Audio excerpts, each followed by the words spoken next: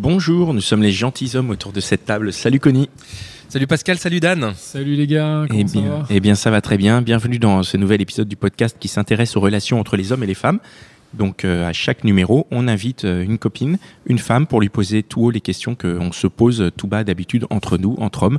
Et on s'est dit que ce serait intéressant d'ouvrir le débat, d'amener le débat de cette manière. L'invité du jour, c'est Oli. C'est ça. Salut. Salut Oli. Bonjour Oli. Et les points de vue qu'on va échanger, qui sont nos points de vue, c'est sur la thématique de la sexualité, donc L', asexualité. Voilà, ne pas confondre avec la sexualité. Sexualité. C'est un autre épisode que vous pouvez écouter, qui est un très chouette épisode des gentilshommes. Alors, Oli, dis-nous un peu qui es-tu ? Alors, je m'appelle Oli, je suis étudiante en master de graphisme et j'ai 21 ans. Okay. Oli, tu te définis comme asexuel alors ? C'est ça. Qu'est-ce que c'est la sexualité ? Alors, la sexualité, ça fait partie d'un spectre qui va de la sexualité à l'asexualité tout en passant par une multitude d'autres sexualités, on va dire.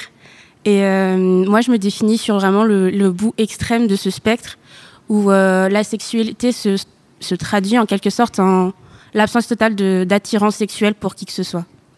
D'accord, aucune attirance. Et ça, raconte-nous un petit peu comment ça a commencé, c'est quoi le point de départ, pourquoi et comment ? Alors moi, c'était au début du lycée où j'ai commencé à me dire que j'étais un peu différente des autres. Parce que au début du lycée, c'est à ce moment-là où avec mes amis, on a commencé à parler de tout ce qui était sexualité, tout ce qui était relations. Et je me suis rendu compte qu'elles étaient beaucoup plus portées sur la question du sexe et de l'attirance qu'elles avaient envers un homme ou une femme. Mais de manière plus physique, alors que j'étais pas du tout dans cet esprit-là quand je parlais de quelqu'un que j'aimais bien ou sur qui j'avais une attirance quelconque. C'était plus vraiment sur une relation, mais je me voyais pas faire des choses avec cette personne. Et donc, à ce moment-là, je me suis dit « Ah, c'est bizarre, peut-être que c'est juste moi qui suis pas assez mature à ce point-là pour dire « Ah, j'ai une attirance quelconque et physique ». Pour avoir du sexe avec quelqu'un. Mais je me suis rendu compte, en fait, que même dans les relations que j'ai eues après, je les ressentais pas. Et du coup, je me suis dit, ah, j'ai quelque chose, c'est pas normal, entre guillemets. Hein, c'est différent. C'est différent. J'étais différente de mes amis. Un tout petit point, tu as dit j'étais différente. Pourquoi tu dis ça ? En fait, je me sentais différente dans la manière dont je voyais les gens qui m'attirait par rapport à la manière dont elle me le décrivait. Donc je me suis dit c'est pas, je me retrouvais pas en fait dans les expériences et dans les ressentis qu'elle me racontait. Donc tu veux dire c'est-à-dire qu'elle te racontait des ressentis plus sexuels, plus d'attirance physique, et toi tu n'avais pas du tout ces attirances-là, c'est ça ? C'est ça. Enfin, j'avais des attirances physiques, mais vraiment plus sur, par exemple, quelqu'un est très très beau et je vais le trouver très très beau, mais juste comme on trouverait beau une fleur. D'accord. Alors que tes copines, elles disaient, elles le trouvaient très très beau et elles le mettraient bien dans leur lit. C'est ça. D'accord. Est-ce que c'est un choix aujourd'hui du coup de pas avoir de sexualité ? Est-ce que tu penses que c'est un attends. état ? Non, attends. On le sait pas en fait, si encore. Attends, non mais Oui, pardon. t'as dit un truc quand même, c'est-à-dire l'extrême, c'est le pas d'attirance. Oui.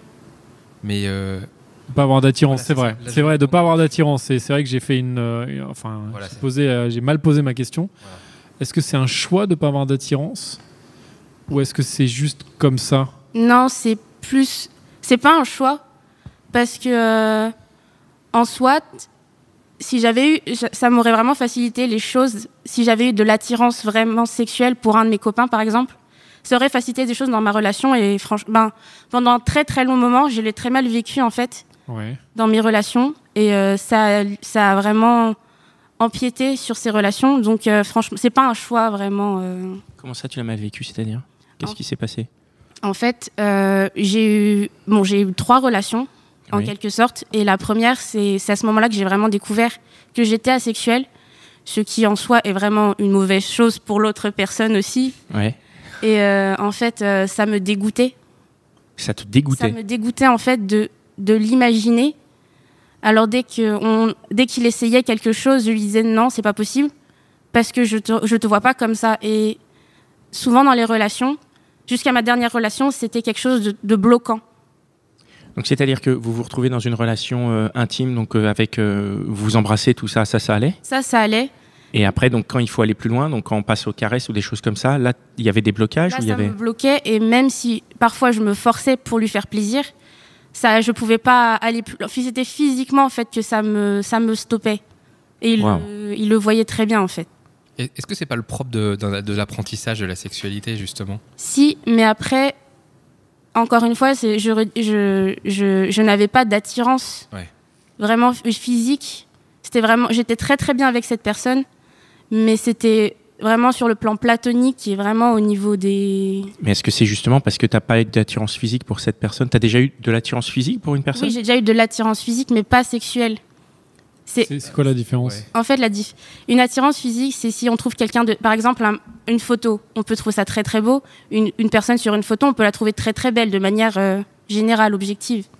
Ça, c'est de l'attirance physique. Alors que l'attirance sexuelle, c'est beaucoup plus interne. Ça vient vraiment de soi-même. De ce qu'on m'a dit. Parce que c'était vraiment... Ça reste... ça reste pas, mais c'est vraiment des amis qui sont très portés dessus, qui m'ont dit, elles peuvent pas attendre, en fait. Elles le veulent tout de suite. Tu as des amis ah oui, non, mais, très impatientes. J'ai des amis vraiment très... Parce qu'on est très, très ouverts dans mon groupe d'amis. Et vous en discutez, vous êtes on en discute quand même, on en discute beaucoup. Et donc, en fait, pour toi, l'attirance sexuelle, c'est ce côté où les nanas, elles voient passer un beau mec et elles se disent, il faut maintenant qu'il soit à moi, quoi. C'est ça, c'est une petite... Ça se développe plus chez certaines personnes. Mais en tout cas, de ce que j'ai compris chez mes amis, c'est très... C'est une pulsion, quoi. C'est une pulsion, c'est une vraie pulsion, alors que je n'ai pas du tout cette pulsion. Et tu l'as pas et tu ne l'as jamais eu? Je ne l'ai jamais eu. D'accord. Donc... Et tu as une idée d'où ça vient? Est-ce que ça vient de la perception que tu as de toi-même ou de la perception que les autres te renvoient de toi ou... J'ai pas vraiment grande idée d'où ça vient. Je sais juste que je l'ai jamais ressenti. Je pense que quelque part, c'est dans les tréfonds du cerveau. C'est quelque chose de biologique, mais... Tu penses que oui, c'est quelque chose de biologique ou que c'est lié à une expérience, je sais pas. Les expériences, en fait, je verrais pas vraiment. Non. Mais du coup, plus quelque chose de chimique ou de biologique interne, parce que en soi, avoir une... quand on regarde un peu les histoires d'anthropologie, quand on a les attirances sexuelles, c'est en général sur qui va faire le meilleur père ou... Oui, tu veux dire qu'il y a un côté étalon, reproduction... C'est ça, alors que... Instinctif, ouais, c'est ça. Ouais. Et t'aurais pas cette partie instinctive? Non. C'est quelque chose de... Ah, donc tu n'es pas un animal, en fait. Si, non. Comment est-ce que réagit déjà ton groupe d'amis, avec qui tu en discutes? Qu'est-ce qu'ils te disent? Mes amis sont très compréhensifs dessus. Elles m'ont aidé en fait à définir ce que c'était. Puis elles m'ont aidé à rencontrer des personnes qui étaient comme moi. Et il y a des personnes comme toi? Oui, il y a beaucoup de personnes comme moi. Beaucoup de personnes comme toi? Beaucoup. Moi, j'en connais quand même pas mal. Comment tu les as rencontrés? J'ai une amie qui est gay, donc lesbienne. Et en fait, quand j'en ai parlé, elle m'a dit viens avec moi et je te présenterai des personnes qui ont à peu près les mêmes expériences que toi. Du coup, c'est elle qui m'a introduit à cette magnifique communauté de personnes asexuelles. Et du coup, comment ça se... qu'est-ce qui se passe? Vous discutez? Vous avez des... On en discute, on essaye de faire connaître un peu notre... parce que c'est pas quelque chose qui est largement représenté dans les médias ou que les gens ne connaissent vraiment. Par exemple, moi, chaque fois que je le dis, je dois l'expliquer ce que c'est, en quoi c'est différent. Et c'est vraiment... On essaye de partager qui on est et comment... Et rendre ça normal, en fait. Je vais essayer de poser des questions sans qu'elles paraissent déplacées, parce que c'est pas du tout mon but, on est vraiment dans une conversation. Mais tu dis que cette personne qui t'a emmené était lesbienne. Oui. Et les autres personnes asexuelles qu'elles t'ont présentées sont elles aussi lesbiennes? Pas forcément. Ou non, c'est ça, il y a un peu de... il y a quand même des... Il y a des gens... c'est vraiment en parallèle, on va dire, avec les sexualités. Les autres, genre du style... tout ce qui est LGBT, c'est vraiment parallèle. Et je connais des gens qui s'identifient à pansexuel et en même temps asexuel. C'est quoi pansexuel? Pansexuel, c'est qui est attiré par tous les... Partout. Par tout le monde. Oui, pan. D'accord. Excusez-moi, je suis... Pan du grec, c'est du grec, non? Pan. Oh là là, putain, Dan. Et donc, juste une autre question. Donc, à cette assemblée où il y avait des gens asexuels, il y avait aussi des hommes? Oui. D'accord. Donc, il y a des hommes aussi qui Il y a ressentent des hommes aussi, cette asexualité. Ouais. Et ça t'a... Pardon, vas-y. Non, moi ce que j'aimerais bien savoir, c'est, pareil, tu m'arrêtes si ça devient trop personnel, est-ce que si tu remontes un peu dans ton adolescence, dans ton enfance, est-ce que tu te rappelles, je sais pas, d'avoir déjà eu une attirance pour d'autres garçons ou jamais?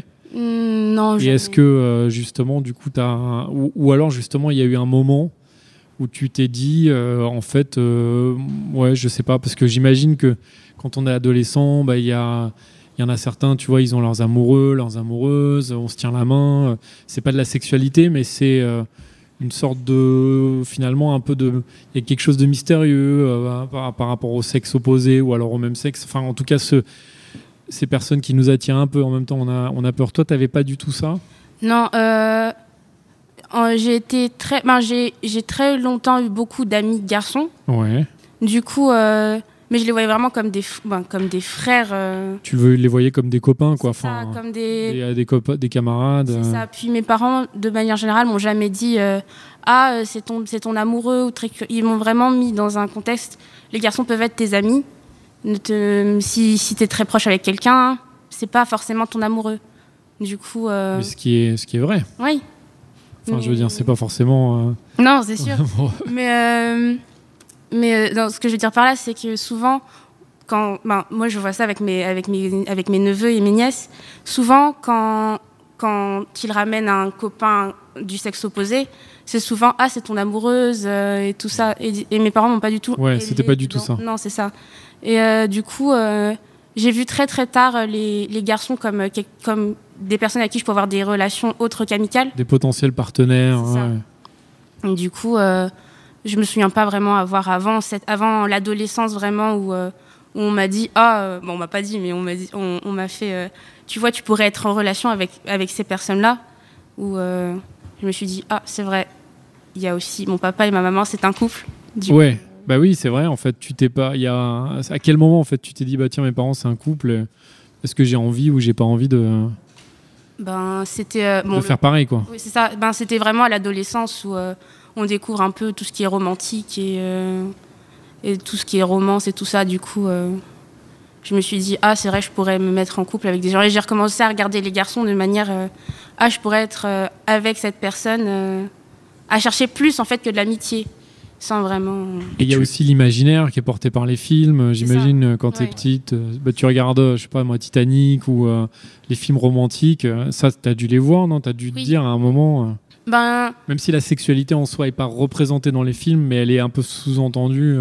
Mais même pour aller plus loin que ça, Dan, il y a une forte présence quand même. C'est hyper sexualisé quand même aujourd'hui. Notre société en général, tu veux dire? Ouais. Hein, Dan? Oui, c'est vrai. Non, c'est vrai que notre société, elle est... Alors, c'est vrai que c'est un peu le stade après, parce que là, on parlait de l'adolescence, mais on constate que notre société est hyper sexualisée. On voit des gens qui sont en couple partout, ou alors qui changent de partenaire tout le temps. Et en soi, on nous sous-entend que c'est bien, d'avoir plein de relations et tout ça. Toi, du coup, comment est-ce que tu te positionnais même en tant qu'ado? Et aujourd'hui, comment est-ce que parce qu'en plus, t'as dit le truc romance et romantique quand t'es ado. Là, je te pose plusieurs questions en une, mais pour moi, tu peux aussi avoir une relation romantique avec quelqu'un sans qu'elle soit sexuelle. Oui, au départ, c'est ce que je cherchais. Ouais. Vraiment quelque chose de romantique, juste romantique.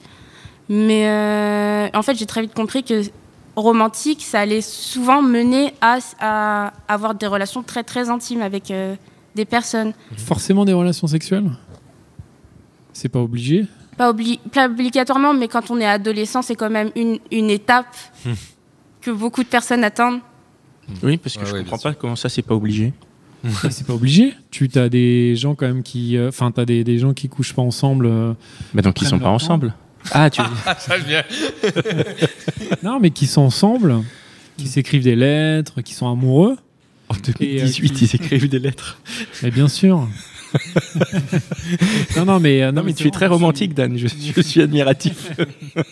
non, mais je suis très sérieux. Ce que tu dis, Dan, en fait, c'est que la finalité de tout ça, c'est quand même, et c'est ce que tu sous-entends, Oli, c'est que la finalité de tout ça, c'est le rapport sexuel. C'est ça. Donc toi, comment tu te positionnes par rapport à cet environnement ambiant où on nous pousse quand même dans cette direction de sexualisation?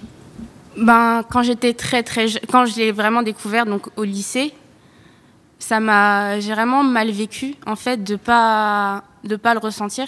Et je me suis dit que vraiment j'avais quelque chose qui clochait chez moi. Tu t'es sentie différente? Je me suis vraiment sentie différente et j'ai commencé à développer des complexes que j'avais pas à ce moment-là. Et déjà, à l'adolescence, c'était quand même très dur. Et j'ai commencé à développer des complexes dessus. Puis j'ai rencontré mon dernier copain qui m'a fait découvrir en fait que ça pouvait être plus que... On n'était pas obligé de le faire. Il m'a montré. Il t'a dit on n'est pas obligé de le faire. C'est ça, on n'est pas obligé de le faire. On va aller à ton rythme pour que tu vois ce qui te plaît ou pas. Et vraiment à ce moment-là, je me suis dit en fait, je m'en fous complètement de ce que les gens me disent, ce qui est normal ou pas. Et je vais vraiment me concentrer sur ce que j'aime, sur ce que je ressens et sur comment... où est ma limite et où je vais le faire. Et alors, qu'est-ce que ça a donné, cette expérience? J'ai réappris en fait à aimer mon corps, que finalement je détestais après l'avoir découvert. J'ai appris à aimer mon corps, à découvrir où étaient mes limites et à ce que je pouvais faire au lit ou dans une relation qui allait pas me déplaire, où j'allais me sentir bien de manière générale. Et l'amour du corps, c'est important, ça. C'est très important. Oui, parce que du coup, la question que je me pose, c'est que donc tu as d'abord découvert ton corps. Ensuite, tu t'es défini comme asexuel, tu as constaté que tu étais asexuel, et là, tu dis tu as appris à re-aimer ton corps. J'avais vaguement conscience des changements qui s'opéraient pendant mon adolescence, mais j'avais pas conscience non plus du regard qu'on pouvait porter sur celui-ci. Et en fait, quand je me suis découvert asexuel, j'ai quand même été... En fait, je me suis très très vite définie comme asexuelle, mais aussi... j'ai pas le mot en français. Tu l'as dans quelle langue? En anglais, c'est sex repulsive. Donc que tu rejetais le sexe, c'est ça? Mais c'était vraiment une réaction de protection. Parce que à ce moment, en fait, quand j'ai découvert que j'étais asexuelle, ça s'est tellement mal passé sur la découverte que je me suis fermée et je me suis dit je le ferai jamais. Et j'ai un problème, du coup, je déteste tout ce qui va autour de ce problème. Du coup, j'ai détesté à ce moment-là tout ce qui était mes formes, comment ça attirait le regard. Mes parents l'ont vu et ma sœur, ils ont vu totalement le changement radical du je m'habille à je me cache derrière tous mes vêtements et je me terre vraiment dans une carapace. Et tu en es sortie alors de ça? Là, j'en suis Comment sortie. T'en es sortie? Justement, avec mon dernier copain, on s'est pas courtisé ni séduit. En fait, la relation est venue pratiquement toute seule. Et je me suis sentie très vite très à l'aise avec lui. Et il m'a dit c'était pas que je m'aimais pas, du coup ça allait pas marcher si je changeais pas en fait ma vision sur moi-même. Et en fait, il m'a aidée à avancer et à me dire mais tu es belle, découvre-toi et aime-toi déjà toute seule. Et après, moi, je viendrai t'aimer derrière. C'est très élégant, ça. Je le félicite, moi, ce garçon.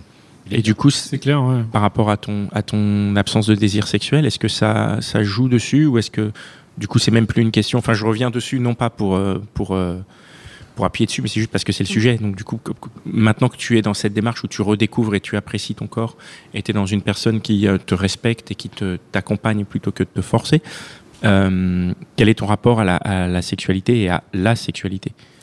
Alors, moi, mon rapport... Comment formuler ceci? T'as toujours pas de désir? Non, j'ai toujours pas de désir. Mais le désir des autres ne me gêne plus, en fait. Donc tu n'es pas... Ouais, c'est intéressant. Ouais. Là, tu es en couple en ce moment? Je suis plus en couple. Ok. Parce qu'on était dans une relation à distance et ça me prenait trop de stress. D'énergie ou de stress. Ouais. Du coup, on a décidé de se séparer. Mais quand vous étiez ensemble, du coup, tu avais des rapports sexuels avec lui? On allait jusqu'à un certain point, puisque je suis encore vierge, j'ai décidé en fait de le rester. Et on allait jusqu'à un certain point où je le faisais pour lui faire plaisir. Parce qu'en soi, moi je le ressentais pas, mais je voyais qu'il aimait ça. Et du coup, ça me dérangeait pas de lui... Quand tu dis tu faisais quoi? Je faisais par exemple des fellations D'accord. ou des choses comme ça. Du coup... T'aurais décidé de rester vierge par conviction personnelle ou à cause de la sexualité? à cause de mon asexualité Et par conviction par rapport un à ça? petit peu par conviction. Parce que bon, comme je suis en graphisme, on nous apprend quand même que c'est quand même ce qui attire beaucoup l'œil et Bien sûr. on a des exercices quand même dessus. Et je me suis dit que par conviction quand même, je voulais pas non plus me conformer à il faut plus être vierge dès que tu as ton premier copain en fait. Bien sûr. Du coup, je me suis dit je vais le rester et si je dois le rester jusqu'au mariage ou après, ça me dérange pas en fait. Donc c'est le mariage qui te ferait sortir de la virginité? Peut-être parce que je veux des enfants quand même. Ouais, c'est la question que j'allais te poser. Je veux des enfants, donc je pense que ça me sortirait quand même de ma virginité. Non, mais c'est très étonnant. Tu as ce désir d'enfant, mais tu n'as pas ce désir de passer par la sexualité pour avoir un enfant. Ça voudrait dire que l'espèce d'instinct marcherait pas sur toi, l'instinct de reproduction marcherait pas sur toi? C'est ça. Mais il marche. C'est l'instinct de reproduction, mais pas le désir, quoi. J'ai l'impression que tu dissocies le plaisir sexuel et le... Enfin, à la fois, tu peux avoir cet instinct de reproduction, mais pour toi, il te procure absolument aucun plaisir. C'est ça. Et du coup, t'as pas envie, parce que ça te procure pas de plaisir. Donc, c'est vrai que tu vois pas de raison, et ce qui est tout à fait compréhensible. C'est ça, en fait, la sexualité. Parce qu'il y a beaucoup d'asexuels... Bon, beaucoup. Il y a certains asexuels qui, quand même, vont le faire.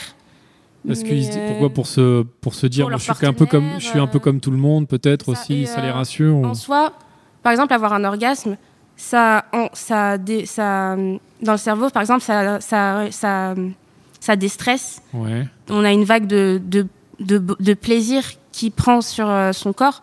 Du coup, métaboliquement, c'est quand même bon pour le corps, même si après, on ressent pas l'envie ni le besoin de le faire.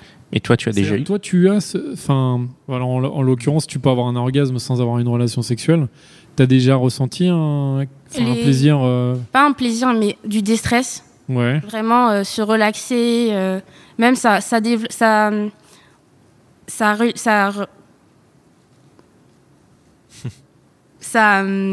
libère de l'endorphine.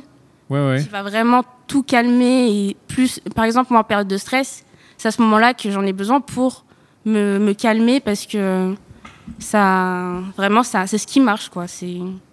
Mais c'est pas un plaisir, c'est pas une envie soudaine qui vient et j'ai besoin, quoi. C'est vraiment se détendre. Si la relation sexuelle avec un autre ne te parle pas, et en tout cas t'as angoissé aujourd'hui, j'ai l'impression qu'elle t'angoisse moins.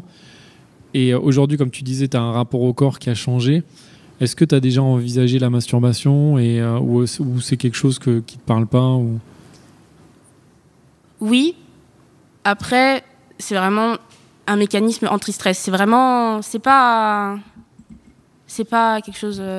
Donc, tu te masturbes pour te détendre, en fait. C'est ça. Pas du tout pour rechercher le plaisir. C'est très, très étonnant comme définition. Non, mais c'est extra, parce que c'est vraiment pas quelque chose qu'on a l'habitude d'entendre, que ce soit effectivement dans le discours des gens qui en parlent ou dans le discours des gens qui nous le vendent médiatiquement. Et c'est vrai que c'est très étonnant d'entendre ça, mais c'est... Et qu'est-ce qui te ferait sortir? Qu'est-ce que tu penses qui pourrait te faire sortir de la sexualité? Est-ce qu'il y a quelque chose qui pourrait faire qu'il y ait un déclencheur, quelque chose, un truc profond ou pas? J'en sais rien. Je pense que si un jour je ressens vraiment cette attirance, c'est pas que je suis asexuelle, mais demi-asexuelle, ce qui est encore différent. Tu complexifies les choses. Je complexifie, c'est très complexe, c'est un spectre. Hein, vas-y, explique-nous. La demisexualité, en fait, c'est quand on ressent un désir pour quelqu'un avec qui on a vraiment un lien très très fort. Ouais. Un lien amoureux très très fort. Du coup... Mais donc on a une sexualité normale dans un sens, normal. Non, je sais pas si on peut dire normal, mais dans la... Ça pourrait réveiller ta sexualité. C'est ça. Ça pourrait réveiller cette chose. Ça peut. C'est-à-dire que tu pourrais devenir... C'est semi-sexuel? Demisexuel, oui. Demisexuel. Donc mais ça veut dire qu'il faut que tu sois amoureuse de quelqu'un. C'est ça. Mais du coup, quelle est la différence entre la demisexualité et la sexualité? La sexualité, on va dire comme... La sexualité en deux mots. La sexualité, c'est... Toujours en deux mots. Non, parce que la sexualité, c'est en un mot. Ah! Enfin, le l'apostrophe, c'était un Ouais, mot. l'apostrophe. Tu nous embrouilles parce que. La différence avec la sexualité, c'est que tu peux comme, par exemple, si t'es en couple et si t'es attiré par quelqu'un d'autre, par exemple pour un coup d'un soir, Mhm. c'est complètement différent. T'as vraiment que envie d'être avec, Avec quelqu'un, une- avec. c'est ça. Ouais, mais ça, il y a plein de gens qui. Il y a plein de gens qui le sont, mais C'est peut-être ça, mais dans ce cas-là, c'est extrêmement répandu. Alors, en tout cas, plus que l'apostrophe asexualité, quoi.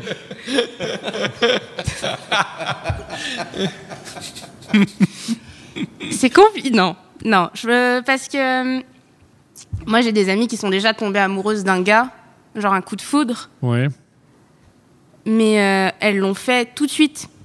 Mais alors qu'elles avaient elles connaissent pas vraiment la personne. C'est un coup de foudre, c'est vraiment très. Ouais, c'est tout de suite, quoi. Ouais, C'est ouais. vraiment très très C'est physique. vraiment le coup d'un soir, quoi. C'est ça, c'est vraiment les coups d'un soir.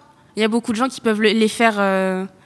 Moi, je les admire. Hein, ils sont. Ouais, il y a beaucoup de gens qui le font, mais il y en a plein aussi qui le font pas, quoi. C'est ça. Mais après, il y a une phrase très connue qui dit, chez les asexuels, qui dit, on peut avoir des relations sexuelles sans être amoureux, alors que non, on ne peut pas en avoir sans être amoureux.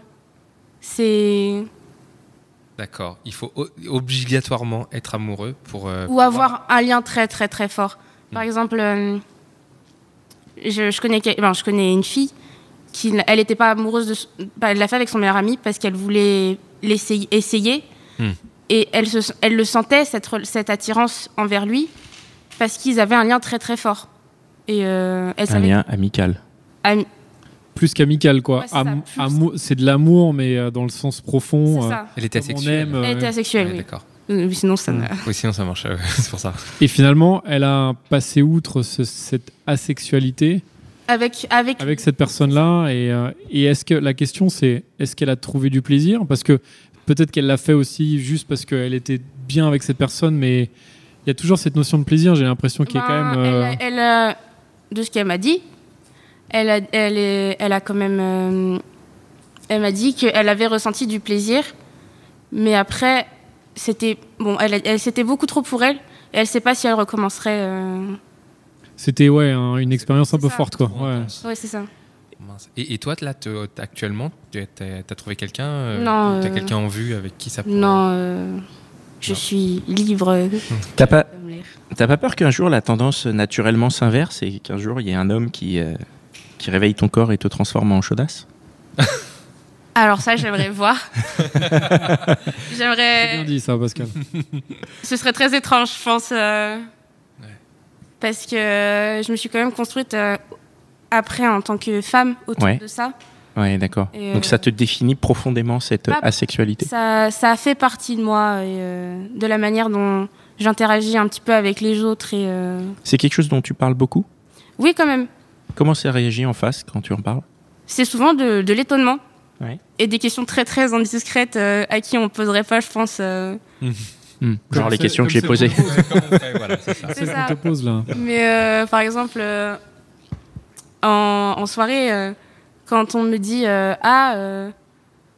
tu fais quoi? Quand la question vient sur le sujet, la table, et que je dis je suis avec CC, je fais mais c'est bizarre un peu, non? Oui, mais c'est normal. Il y en a. Je suis pas la seule. Et ça enchaîne surtout sur. Oui, mais du coup, tu l'as déjà fait avec quelqu'un? Je n'ai pas besoin de répondre à la question, mais non. Et mais du coup, quand tu te masturbes en assumant que c'est le cas, Ouais. tu ressens du plaisir ou qu'est-ce que ça te fait? Du coup, j'en parle quand même. Mais après, les questions elles peuvent être vraiment lourdes. Ouais. Mais après, est-ce que c'est quelque chose qui suscite la curiosité? Parce que justement, c'est quand même quelque chose. Je pense pas que ce soit rare, mais en tout cas, c'est quelque chose dont on parle assez peu. Donc, je trouve ça courageux de ta part de te définir en tant que tel. Mais forcément, ça attise un peu la curiosité, puisqu'on n'est pas habitué. On rencontre pas de personnes qui soient en mesure de le dire et de l'assumer. C'est ça. Oui, ça suscite de la curiosité. Ouais. Après, c'est jamais très très méchant. Ouais. J'ai rarement eu des personnes qui vraiment m'ont dit c'est pas naturel, qui m'ont vraiment, pas martyrisée, mais vraiment... Questionner, tu veux dire, un peu de façon lourde, quoi. C'est ça, ni très, très agressivement, ou dire, par exemple, que ça n'existe pas, que c'est juste moi qui suis vraiment très, très prude, ou que je suis automatiquement... je ne vais pas bien, en fait. Parce que ça m'est déjà arrivé que qu'on me dise que c'était pas normal, que je devais quand même aller voir quelqu'un pour voir ce qui n'allait pas chez moi. Et ça, c'est donc tu t'es senti jugée déjà plusieurs fois. C'est ça. Alors que toi, tu te vis normal. Hein. Oui, je suis ça. Enfin, c'est normal. Encore une fois, la normalité. La normalité, ça veut pas dire grand-chose, mais... Et du coup, je vais juste poser une autre question par rapport à ce que j'ai dit, notamment au fait que éventuellement un homme réveille ton corps. Je suis désolé de cette tournure de phrase, mais du coup, est-ce que ton asexualité, est-ce que tu imagines quelle serait ta sexualité? C'est-à-dire, est-ce que ce serait plutôt avec homme, femme, ou je veux dire, est-ce que ça impacte, ça compte? Parce que moi, j'ai assumé ça parce que voilà, je suis dans la position d'hétéro de base, mais je suis hétéro entre. Donc, s'il y avait une attirance, ce serait pour les hommes. C'est ça. D'accord. Oui, il n'y a pas eu. Oui, ce que je crois que tu sous-entendais, Pascal, c'est peut-être que tu regardais les hommes, mais qu'en fait tu préférais les femmes et que tu t'en rendais pas compte. Ah non, c'est. En fait, j'ai tellement été baignée dans une culture plus. En France, c'est pas tellement le cas, mais comme j'étais à l'étranger, j'ai plus été baignée dans une culture très LGBT, pro, sans. T'as été où, si c'est pas indiscret? J'étais au Canada. Ok. Du coup.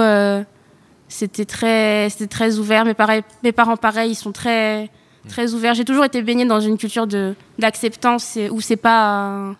D'accord. Où j'aurais pu découvrir, en fait... Sans te sentir non plus, encore une fois, jugé, Non, juste en ça. te disant j'essaye, et on verra bien ce qui se passe. Ouais. Et du coup, la France, là, ça te met un petit coup. Parce qu'on n'est pas du tout comme ça. C'est différent. Au Canada, c'est différent parce que c'est quelque chose, ça fait très, très, très longtemps que ça a été accepté. Ouais. Par exemple, les droits pour tous, le mariage gay, c'est quelque chose, ça fait 11 ans que c'est passé là-bas, il y a personne qui va dire « Ah, c'est bizarre ». Puis c'est vraiment dans la culture. Alors qu'en France, c'est plus en France, en fait, que j'ai été jugée quand je l'ai affirmé et qu'on m'a vraiment dit que c'était pas quelque chose qu'on voyait tous les jours et vraiment, certaines personnes, ça les dérange. Par exemple, quand je rencontre des personnes, je le dis tout de suite, au cas où. Mais je sais que ça les dérange. Tu le dis tout de suite au cas où quoi? Non, mais je le dis parce que j'ai déjà rencontré des gars qui m'ont dit si on le fait pas, s'il n'y a pas moyen de le faire, laisse tomber. Dans ce cas-là, tu le dis tout de suite dans le cas où tu rencontres quelqu'un avec une espèce de séduction. C'est ça que tu veux dire. C'est pas juste si tu croises quelqu'un. Non, genre bonjour, je suis sexuelle. Voilà, c'est pas ça. C'est quoi ces gars-là? Ils disent direct comme ça Ouais, c'est les jeunes, hein. Ah ouais, c'est ça. Oh, ça va, hein, les jeunes, ils sont bien. Hein. Oui, pardon. C'est arrivé où quelqu'un m'a dit non. Je veux pas continuer ce rendez-vous si je sais qu'il se passera rien du tout. Okay. Ça te dérange ou tu es pragmatique et finalement c'est pas si mal? Intérieurement, j'étais. C'est peut-être pas plus mal, ouais. Intérieurement, j'étais à la fois soulagée que ça soit clair et que je sais pas de continuer plus loin, mais en même temps, je me suis dit waouh. Franchement, si bon après on est jeune, moi je suis jeune. À part Dan. Je suis quand même assez. Je sais que 21 ans, c'est quand même assez jeune. Oui, du coup, c'est une méthode de drague de jeunes. Hein. C'est ça. Du coup, je un peu franc du collier, allez hop. Waouh, c'est incroyable que quelqu'un me dise ça. Je crois que je l'ai jamais eu comme ça aussi cash. Ok. On a fait d'autres questions? Moi, j'ai encore une petite question. Dernière question, Dan? Non, mais c'est ma dernière question. Bon. Je la pose, hein, c'est important. Vas-y, Dan. Non, mais c'est par rapport au fantasme. Est-ce qu'il t'arrive d'avoir des fantasmes, d'avoir un imaginaire autour d'une éventuelle relation amoureuse, qui est du coup peut-être pas sexuelle, mais est-ce que tu t'imagines, je sais pas, moi je me rappelle quand j'étais ado, j'avais ce côté un peu rêveur où j'étais en train de m'imaginer... je sais pas moi, avec une jeune femme, tu vois, soit lui chanter une chanson ou à lui écrire une lettre. Et est-ce que toi, tu as déjà eu ce fantasme, ou est-ce que pour toi, en fait, voilà, Enfin, je veux dire, où t'as pas du tout ce fantasme-là, t'es juste en train de te dire, bah tiens, j'aime bien cette personne, on va être amis. C'est ça, mes fantasmes sont pas du tout sexuels en fait. C'est plus avoir une relation où je suis bien, où c'est stable, mais c'est pas. Il y a aucune sexualité. Non. Par contre, il y a quand même ce côté avoir une famille. C'est ça. Ça, tu t'imagines quand même Ouais. avoir donc plus ou moins un couple avec des enfants. C'est ça. Mais où par contre, il n'y a pas de séduction amoureuse, Il n'y a pas de séduction. en tout cas, qui implique C'est une. ça. Un genre de partenariat familial, quoi. C'est ça. Non, avec de l'amour quand même. Ah, bah oui, mais avec de l'amour. Avec de l'amour. Ah, ok, avec C'est de le plus l'amour. important. Oui. L'amour, oui, quand même. Oui, je suis quand même romantique je suis quand même très romantique dans mes relations, mais. Mais c'est bien parce que il me semblait que tout à l'heure tu nous disais que t'étais pas. Voilà, c'est moi qui ai pas écouté encore. Tu nous disais que t'étais pas romantique justement, non? Non, j'ai du mal à l'être, mais quand je suis dans une relation, je suis quand même assez romantique. J'attends les petits gestes, je fais les petits gestes et. Bon, bah, très bien. On termine sur l'amour, ça fait Merci plaisir. beaucoup. Oui, on termine sur le romantisme. Merci beaucoup, Oli. Merci beaucoup. C'était hyper enrichissant. Ouais, très intéressant. Merci beaucoup. Merci les gars. Merci Mitch, toujours présent au casque et derrière la console. Merci à toute l'équipe de Binge Audio qui nous distribue et qui nous distribue très bien. Merci à eux. Et merci à vous, chers auditeurs, qui nous écoutez, qui êtes de plus en plus nombreux. Vous continuez de nous envoyer des messages, de nous laisser des commentaires sur l'appli iTunes ou sur le lecteur de podcast habituel. Laissez-nous des étoiles. Ça nous permet d'être plus visibles et ça permet à d'autres gens de nous découvrir. Et du coup de partager. Et merci pour vos partages. On sait que vous êtes très nombreux à nous partager parce que sinon on n'aurait pas autant d'auditeurs. Donc c'est que vous êtes très actifs. Merci beaucoup. On se retrouve dans un prochain épisode des Gentilshommes. À bientôt. Merci Oli. Salut, à Oli. bientôt. Merci, au revoir.